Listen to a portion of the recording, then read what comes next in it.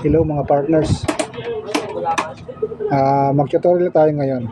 Ang ituturo ko sa inyo ngayon ay kung paano naman bumili sa shop o magkaroon ng maintenance, bumili ng maintenance natin. So make sure na open natin yung account natin, and then meron tayong laman sa shopping wallet natin. So makita nyo din sa dashboard ko, shopping wallet, meron akong 900 pesos. Ang gagawin ko dito ay pang maintenance sa aking matrix at saka yun level. So tinransfer ko kanina para dito sa account na to kay na 01. Then ang gagawin natin dito, punta tayo sa may taas, sa may tatlong guhit, click natin yan, hanapin natin mismo yung name ng shop.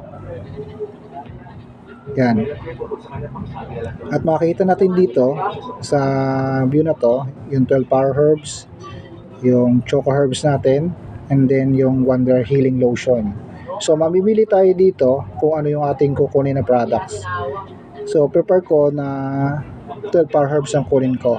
So kiklik ko lang yan.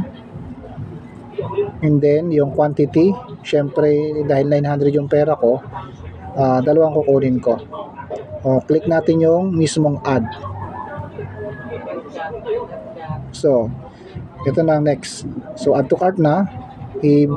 Iangat lang natin, hanapin natin doon sa view cart. So nandito yung view cart natin 1. Ang gawin natin dyan, i-click natin yan. At pag na-click na yan, sa may gilid, sa may maliit na box, checkan lang natin yan. Checkan nyo lang yan. So may nakalagay dito ang 12 power herbs, 450, quantity 2 o dalawa. Ang subtotal niyan ay 900 pesos. So ang gagawin natin dyan ay check out. Yung mismong nasa taas, yung cart, yung kulay green, click natin yung check out. So ito ilalabas ng next view, order, delivery, payment.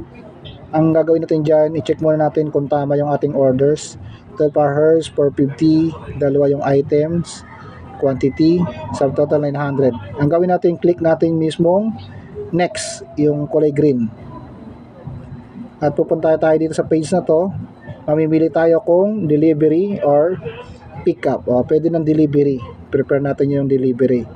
Andito yung mga details nyo, recipient name, yung tatanggap ng product, email, contact number, address. Sa notes, kahit lang kung lang yan, depende sa inyo kung lalagay nyo. And then, pag na-check nyo na yan, na kompleto na, click next. Yan. So, nandito sa processing na delivery na, payment naman ang gagawin natin dyan. So, total payment is 900 pesos. Delivery fee. So, andyan na lahat yan. Ang gagawin natin dyan, payment method, i-click lang natin yung shopping wallet natin. Click nyo lang yon na hintayin nyo magkulay green.